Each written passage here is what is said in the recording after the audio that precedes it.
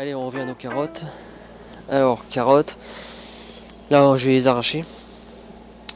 Ça l'avait pas trop fait aux premières, donc là on voit qu'il en reste encore quelques-unes, il en reste plus beaucoup, il reste les plus petites. Donc là je vais vous montrer forcément des carottes qui sont beaucoup moins belles. Voilà, elles sont un peu plus petites que celles que je montre sur le réseau, voire des fois carrément plus petites.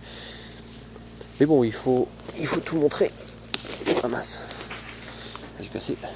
Mais il faut tout montrer, parce que les carottes forcément, on ne peut pas avoir que des magnifiques, sauf celle-là qui va être quand même super belle.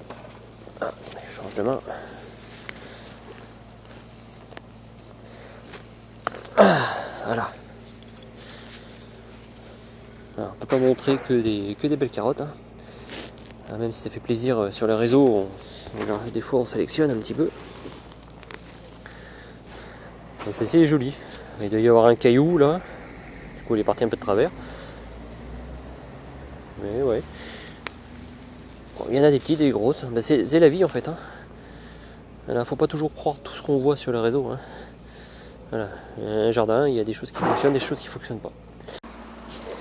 Eh bien ma foi, je suis quand même assez satisfait de mes dernières carottes. Donc là effectivement j'en ai eu beaucoup qui étaient comme ça.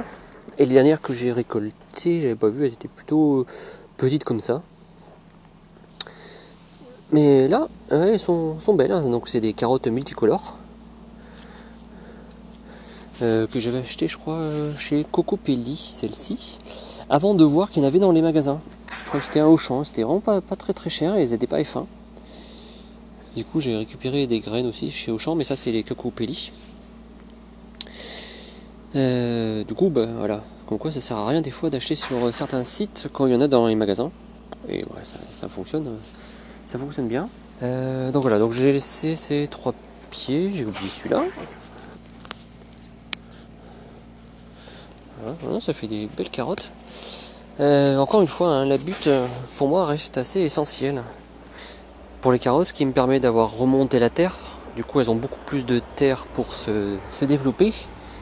Et ça me permet de greliner. Et là, on voit qu'elles sont bien droites. Ça veut dire que j'ai réussi à enlever les gros cailloux. Car j'ai une terre qui est quand même assez caillouteuse. Je sais pas si ça se dit, mais j'ai toujours plein de cailloux. Là, ça y est, j'ai réussi quand même à en enlever un maximum. Donc dans cette terre j'ai mis beaucoup de cendre. Alors généralement je sais qu'on met plutôt du sable, mais la cendre le fait très bien. Voilà, puis on voit quand même le résultat. Donc voilà. Le résultat est super.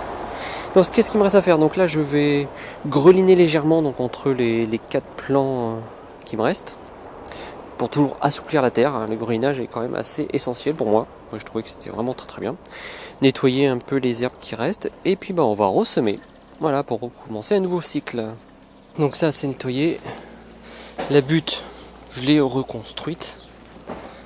Alors, je sais pas si on voit bien avec le soleil qui commence à arriver. Enfin, je me dépêche.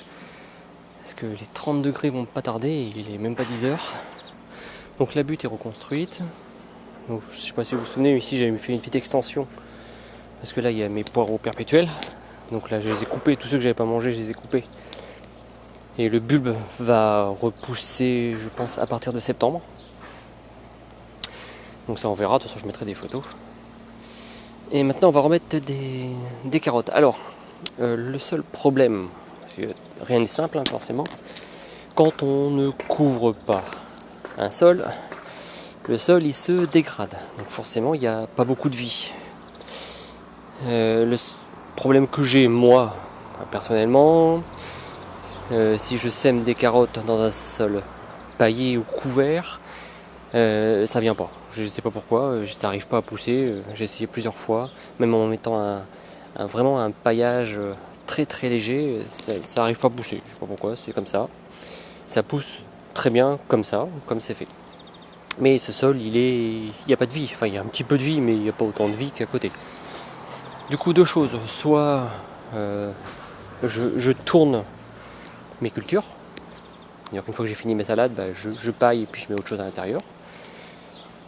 Soit je rajoute un complément, ça veut dire un genre de terreau, un terreau premier prix bien sûr, pour faire une nouvelle couverture, et du coup ça va redonner un petit peu à manger à ma terre, même si les carottes sont quand même pas très gourmandes, hein, vu comme elles sont traitées. Bon, elles arrivent à faire des belles carottes sans forcément avoir un sol hyper vivant, hein. Donc si j'arriverai un jour à pailler mon sol, je pense que ça ferait des carottes de malade. Mais bon, du coup là, c'est toujours une question de choix en fait, hein, toujours une question de choix. Et là je fais le choix, une fois ou deux fois par an, de rajouter du terreau par-dessus. Parce qu'on dit souvent que les pierres remontent à chaque fois, parce que là forcément j'ai trouvé plein de petites pierres, de grosses pierres qu'il n'y avait pas avant. Mais c'est pas forcément les pierres qui remontent, hein. C'est à force de ne pas mettre de végétaux dessus, de décomposition, c'est la terre qui creuse. Et c'est pour ça qu'on voit beaucoup de champs qui sont plus bas que les routes. Voilà, c'est juste qu'on dégrade à chaque fois, vu qu'on rajoute rien dessus, on le dégrade. Donc moi, pour éviter de le dégrader ici, comme depuis 3 ans, ici c'est des carottes, ça marche super bien et je veux continuer, et du coup je rajoute un peu de terreau 1 ou 2 fois par an. Voilà. Le terreau est mis, donc là j'ai mis carrément un sac de 50 litres. Bon, ces sacs-là, dès qu'il y en a, j'avoue, dans mon petit magasin à côté de chez moi, ça vaut 3 euros, des fois moins quand ils font des promos. Mais j'hésite pas, hein. C'est tout simplement du bois qui a pourri. Et c'est très très bon. Enfin, je trouve que voilà, c'est pas cher. Et c'est très très bon pour la terre, pour ce que j'en fais et pour ce que j'en ai besoin, c'est vraiment génial. Du coup, forcément, hein, quand on rajoute ça sur la terre, ça donne tout de suite un style assez sympa. Et maintenant, il reste voilà, ce que je préfère, c'est semer. Alors, on va semer mes propres semences, hein. Donc, j'ai pris 4 têtes. 4 têtes qui datent d'il y a, je crois, 2 ans, 2 ou 3 ans. Ça se conserve quand même super bien. Ouais, je pense qu'une tête aurait largement suffi. Mais bon, honnêtement, j'en ai en abondance, puis j'en ai d'autres qui arrivent là, j'en ai d'autres qui arrivent dans d'autres jardins. Voilà, bon, donc on n'est pas en manque. Du coup, je préfère semer assez dense, et dans un mois et demi, je viendrai éclaircir un petit peu toute cette butte pour que ça développe correctement. Et puis les carottes, on pourra les déguster voilà, fin de l'année, et puis une bonne partie de l'année prochaine, en début d'année prochaine. Allez, c'est parti, voilà, je ne sais pas si vous connaissez, mais les têtes de carottes, c'est ça, une fois qu'on laisse la carotte se développer. Alors il y en a toujours des pieds qui se développent plus que d'autres. Je ne sais pas trop comment ça fonctionne, les pieds qui donnent des fleurs. Je pense que toutes ne donnent pas de fleurs. Voilà. Donc en fait je garde juste celles qui se développent comme ça. Sachant que normalement quand ça commence à donner des têtes comme ça, la carotte en bas elle est toute petite. Donc ça sert à rien de l'arracher. Du coup je les laisse, il y en a toujours 4-5 et puis ça me suffit largement. Ensuite voilà, je la coupe dans mon sous-sol, c'est dans le noir et puis voilà quoi. Et après il ne reste plus qu'à égrener. Voilà. Tout ce qui tombe, tout ce qu'on va tomber, ce sont des graines. Donc je vais vous dire qu'avec une seule, on voit pas très bien, mais avec une seule tête, je crois qu'il y a peut-être, je sais pas, un paquet et demi dans le commerce. Là, et après je vais faire la même technique que j'ai montré à ma fille, pour ceux qui ont vu. D'ailleurs qu'on met les doigts en griffe, et on griffe la terre comme ça. Là. Ça va enfoncer une bonne partie des semences. Voilà, celles qui ne seront pas enfoncées, si elles germent tant mieux, si elles germent pas tant pis. Donc la technique elle est simple, enfin c'est ma technique, elle est très très simple, c'est tous les matins ou tous les soirs, on arrose, jusqu'à temps d'avoir la 3e petite feuille. Je vous montre. Je vous montre dans cette butte. Donc là je les ai fait il y a 4 semaines, 4-5 semaines. Donc on voit les carottes qui arrivent. Donc c'est très simple, quand la carotte se développe, ah ouais, ça va pas être cool avec ce caméscope, mais quand la carotte se développe, il y a 2 tiges fines qui arrivent, et on voit, alors même si c'est un peu trouble, et on voit la 3e qui est un peu frisée. Donc 2 tiges fines qui se développent en même temps, et la 3e qui est frisée. On arrose jusqu'au moment où on voit cette 3e troisième feuille. Enfin, on arrose quotidiennement, régulièrement, une fois par jour, jusqu'à temps qu'on voit cette feuille-là. Une fois qu'on a la troisième feuille, c'est quasiment gagné. On va pouvoir espacer un petit peu l'arrosage à 2-3 fois par semaine. Alors, tout dépend, hein, parce que là on est en août, et ils annoncent encore de grosses chaleurs caniculaires. Donc je pense qu'il faut quand même garder un arrosage quotidien. Mais voilà, si vous voulez que ça germe, c'est très simple. On arrose quotidiennement jusqu'à temps d'avoir cette petite feuille. Et quand cette feuille frisée est arrivée, c'est quasiment gagné. Allez, bon arrosage bien copieux, surtout la première fois.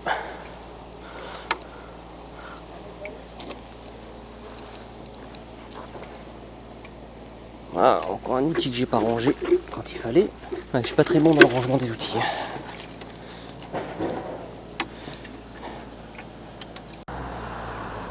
Et voilà, c'est terminé.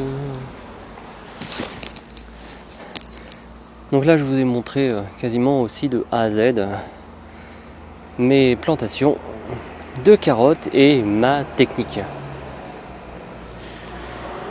Donc carottes et puis radis d'hiver. Alors radis d'hiver, c'est ce que j'ai fait hier, hein. Dans la vidéo ça se verra pas, c'est comme si c'était la suite, mais voilà, ce matin quand j'ai repris la vidéo pour mes radis, je suis venu avant mettre un petit coup d'arrosoir comme je vous ai dit. Donc maintenant cette butte, qu'est-ce qui va venir? Donc niveau carottes, on va plus y toucher.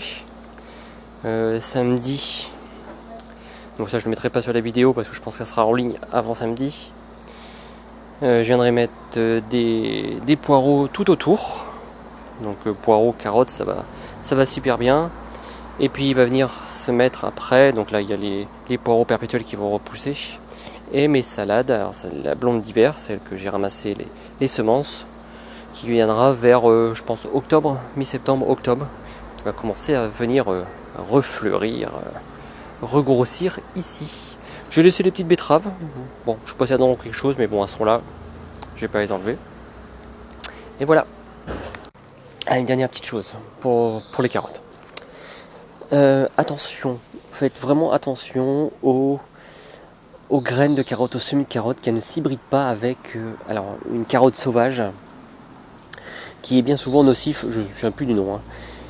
Je sais juste que c'est nocif et il faut vraiment pas que ça s'hybride. Donc, toujours pareil, ma technique, c'est que partout où j'ai pas semé de carottes, voilà, ici il y a des carottes sur cette butte, 99,9% que toutes les carottes, il n'y a pas de carottes sauvages qui viennent ici. Mais à côté, il y a une grande chance que ce soit, voilà, on voit des genres de feuilles de carottes, donc c'est pas trop loin. Il y a une grande chance que ce soit des bonnes carottes qui sont en train de pousser et puis se mettre en fleurs.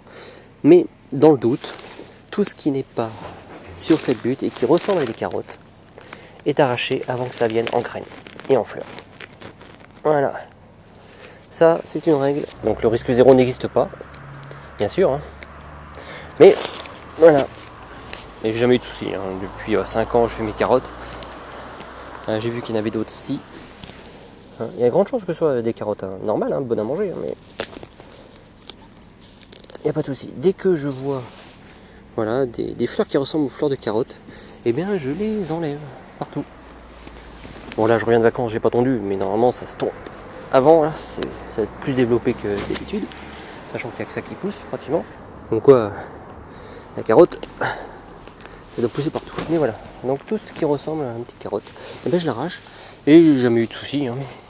Toutes les carottes, toutes les têtes de carottes que j'ai ressemées ont bien poussé, il n'y a jamais eu de problème. Mais c'est une petite sécurité que je mets en avant si vous voulez pas de problème. Voilà.